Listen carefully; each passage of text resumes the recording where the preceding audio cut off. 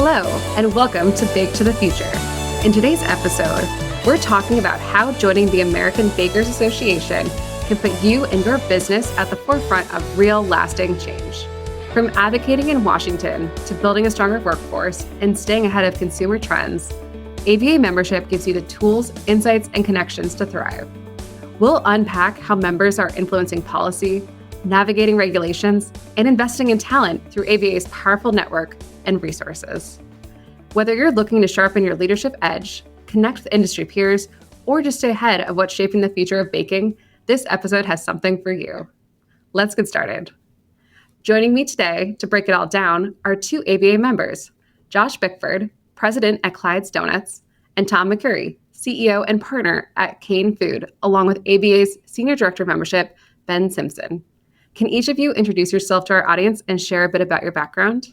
Greetings. So my name is Josh Bickford. I'm the president here at Clyde's Donuts, which is a 105 years old family business this year, where we specialize in donuts. I joined the organization about 16 years ago, very passionate about not only family business, but the baking industry as a whole.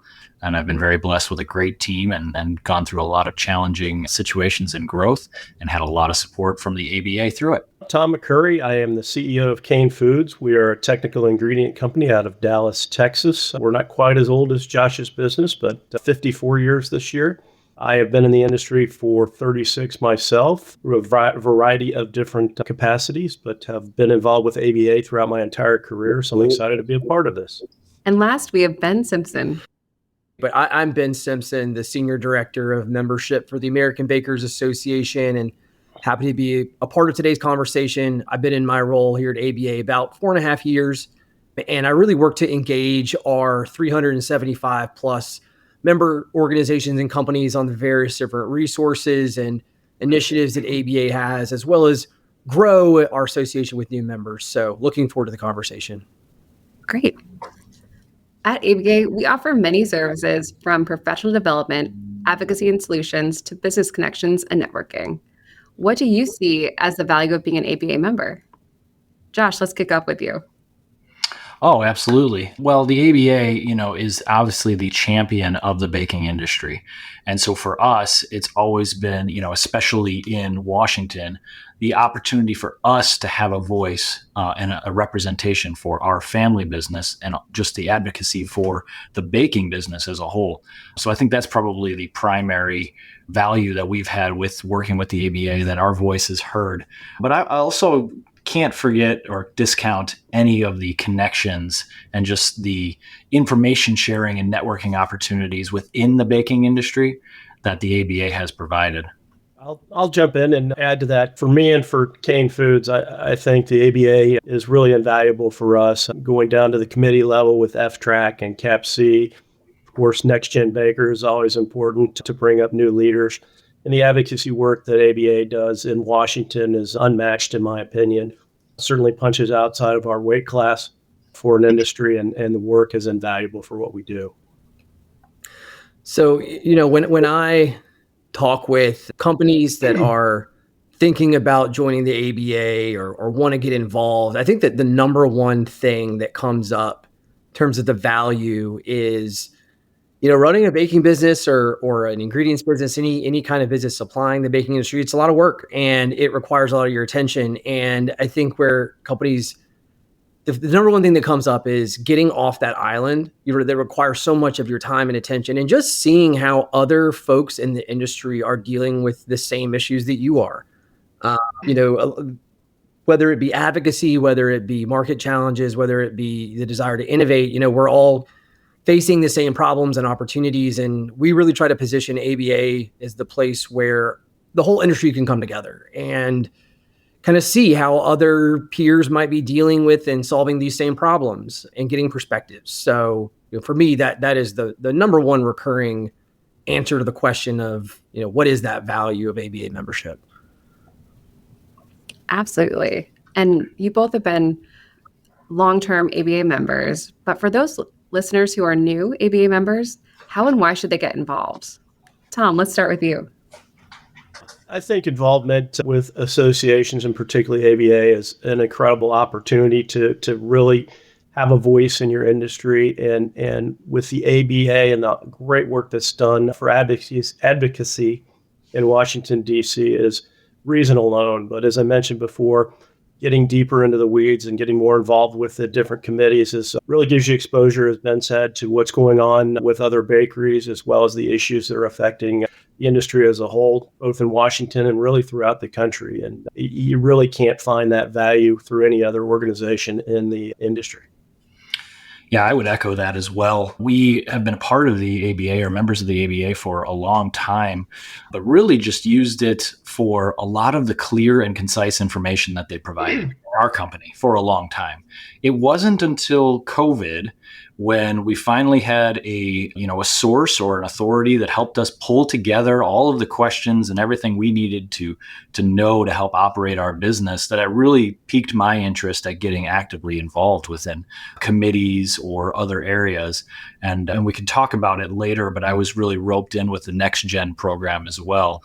So it was really being the advocate and being out in front of those issues that affected our business, and we were looking for a source of truth, or at least a source of an example in our industry, was very valuable for us. So you've both talked about the advocacy piece and been touching on it lately, but how has that advocacy piece and working with ABA benefited your business? From our standpoint, anything that is good for the baking industry is good for Cain Foods from where I sit. So all the work that happens by ABA on the Hill and throughout the country really brings clarity to the issues facing the industry and gives us an opportunity to understand what's affecting our customers. But on top of that, we've had some things in my career at Cain where ABA has acted on our behalf in relation to different ingredients or different happenings in the industry. So the support is fantastic. And there is so much of that. It's so ingrained with geopolitical issues. And so having the voice or being able to be polled and asked what our opinion in is very valuable. I would add that as a family business, we don't necessarily always have the same resources to have that type of representation in Washington. So I think there was a big component for us to be able to broaden, our experience and have a voice at a larger scale. What really helps us is a lot of the market intelligence that affects the baking industry, really understanding what's going on at the product level. When we talk about some of the other resources that the ABA provides, we've gotten some really sophisticated data out of the ABA's research work that we would have had access to in any other organization, with a real focus on bakery as opposed to being lumped in with other types of data. And then again, as Tom, eloquently touched on, making connections within the baking industry is far more valuable than just making connections in general business or outside of bakery. Obviously, those are also valuable, but being able to work alongside, solve problems together alongside some of the biggest and most successful bakers in the country has provided us a lot of value. Then Tom, how does ABA membership support the baking industry suppliers?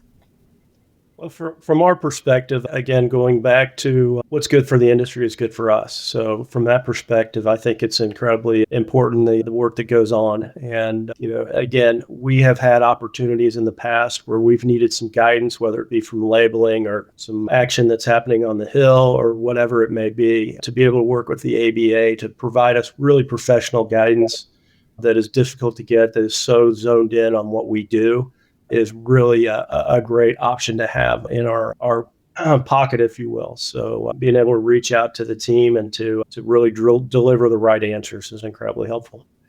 And I think thriving isn't really just about sales. It's really about this resilience and adapting to change and just having a good support structure to face all of these different challenges head on.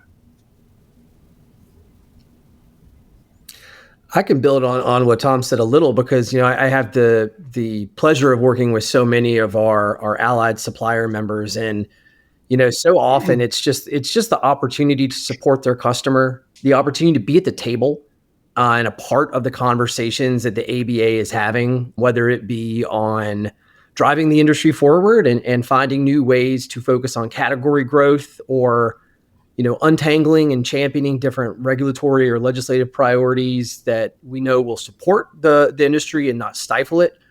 It lets the supplier be a part of that conversation and creates an opportunity for really deep business connections. And that's what I always encourage our allied suppliers members to really get involved with.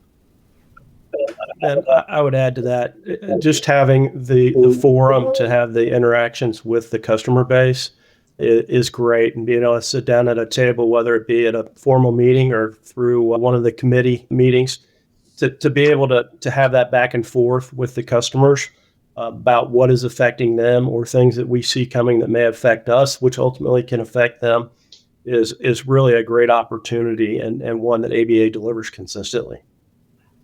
Speaking of networking opportunities, we just came out of ABA's annual convention, which brings together the commercial baking industry for learning about different baking technologies, networking, advocacy, and the latest industry trends.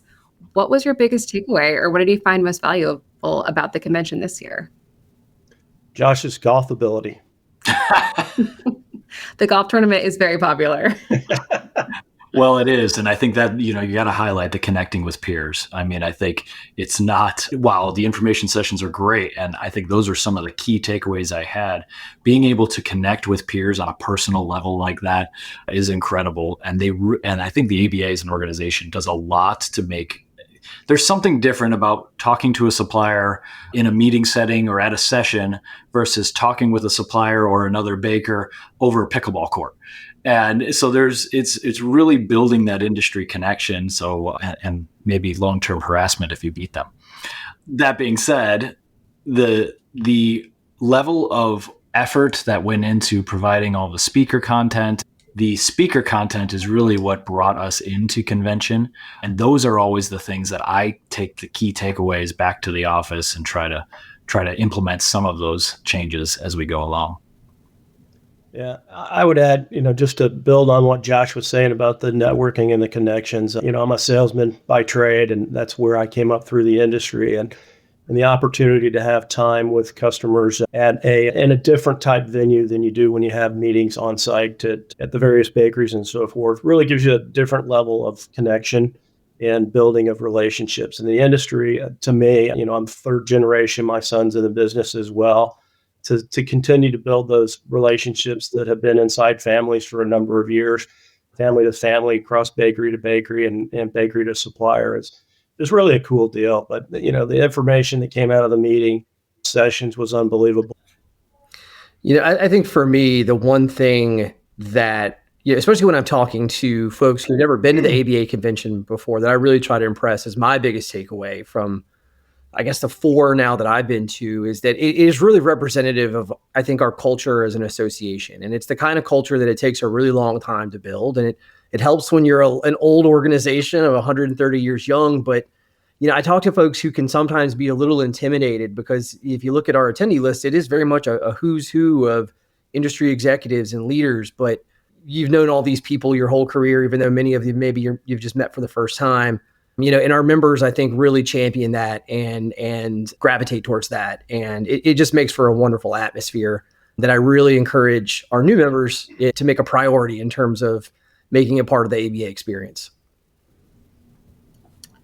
Speaking of new members, Ben, what have you heard from members about what they're looking forward to the most this next year of ABA membership? Yeah, happy to dive into that. And there's just a lot going on and a lot that members have their mind on right now. And we work really hard to try to be responsive and really be on target to be where our members need us to be. I think the one thing that I hear most right now is they are really looking forward to, I think, appreciate having a very clear and consistent voice on what is happening, where the changes are, where the changes could be, in the regulatory, the legislative, the policy environment right now, because it's moving very quickly. And when changes happen, they happen very rapidly.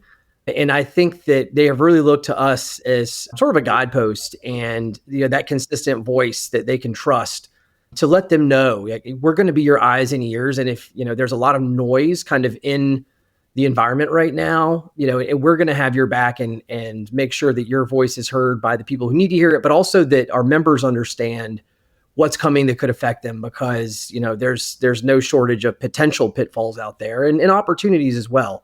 On the other side of the coin, I think that members are really looking forward to what we're bringing to the table on research and insights. It's an area that I'm really proud we've invested a lot in. We'll touch a little bit on some of the research we're doing, but there's a huge slate of both workforce and consumer insights research. We're very lucky to have a staff economist we're working with now. And I just think those quantitative and qualitative insights and takeaways that are bakery specific and really responsive to what the members are telling us they need is really resonating right now. So the next time that our members are all going to be able to come together is the International Baking Industry Expo, or IBIE, which will be held September 13th through 17th in Las Vegas this year. It's a tri-annually held event and recognized as the largest exhibition and education event for the baking and grain-based food industry in the Western Hemisphere. All the proceeds from IBIE are reinvested back into the industry to support advocacy, workforce initiatives, student scholarships, consumer education, sustainability, food safety, and more. Now, Tom and Josh, you both will be at IBIE this year. What are you looking forward to most for the show? I think the baker should lead us off here. Oh. Well, even in my experience here, I've been with Clyde's quite a few years, but the IBIE is always the Super Bowl of equipment expos for us. We absolutely look forward to that show to see all the latest innovations and technologies. I think the timing on it is perfect. And what's exciting is technology is changing so rapidly that in our high growth mode as well, we're finally tuning our ears to all the new changes and new technologies. It's like there's something new to be shown at IBIE every time. And one of the other benefits or aspects of that is we use it as an opportunity to bring a larger team out to see all of that. So for us as a company, it's a great employee engagement opportunity to be a part of our industry. They get to take advantage of some of the education sessions and see all of these new technologies. And everyone comes back with, hey, I think I'm going to implement that, or I'd like to know more about how that process was working. So it's pretty exciting, especially for all the layers of our organization. Yeah, for us, and I think this is my 11th or 12th IBIE, so it's really cool to watch the organization grow over the last 3 decades and the professionalism that's been brought to the exposition. And it's a neat opportunity for us as a business because we get to see it from both sides as potential customer as well as a supplier. So it's a great opportunity for us to show new and innovative things that we've got coming out in our portfolio, which we're really excited about. One of our lunches that I can't share yet, but we'll launch at IBIE this year. But we also get to go walk the aisles and look for potential suppliers for our needs as well. So there's really no environment where we can do both sides of the coin, if you will, for what the needs are at Cain's. And again, it's another chance too that we talked about a little bit about annual convention, which is a chance to see what ultimately are become friends over the years and spend time with them. And of course, get to meet a lot of new people that down the road, I no doubt will be friends of ours as well. I like the little teaser ad that you threw in there. I can't wait to hear what that's all about. I think you may have heard about it already. Okay. The other aspect, of course, is what you mentioned, Ann. We love that it's reinvested back into the industry as a whole. So yes, it's a great opportunity to network, see new concepts, see what's out there, but then all the proceeds being sent back to the industry to make us even more successful is really enjoyable. Absolutely. Well, are there any final thoughts or parts about the ABA membership that you'd like to share before we sign off? I would add that I really did not understand the sense of community that is in the baking industry until we participated more through ABA events, advocacy groups, and committees. I think it is such an incredible industry that has such a shared purpose. And the ABA is such a champion and proponent of it that it's proved indispensable. Yeah, I'll jump in and just say, again, having been a long-term member of the industry and been involved with the ABA over 30 years, I think I've actually been to 30 annual conventions as of this year. The ABA and the value they bring to the industry as a whole is unbelievable. And to really build on what Josh said about the community within the industry, and this is maybe not the right forum for this story, but my father all his friends, I play golf on Saturday, and they're all industry friends. And I never understood. I thought my dad was kind of a loser, didn't have any friends outside of work. And really, as I look in the mirror these days, same story for me. Travel with these people we've met over the years, really hang out with them, get to know their families. And ABA is a real conduit to bringing a lot of that relationship together and really, making it happen. Sorry, Dad. Well, thank you for sharing your insights. We really appreciate the time you spent today. If you're a member of the American Bakers Association and ready to tap into the full value of your membership, from advocacy to resources to workforce support, we'd love to hear from you. If you're a prospective member looking to learn more, we encourage you to reach out as well. Email membership@americanbakers.org anytime to get connected to the ABA team. Let us know what you thought of the show by emailing hello@americanbakers.org. And don't forget to subscribe wherever you listen to podcasts.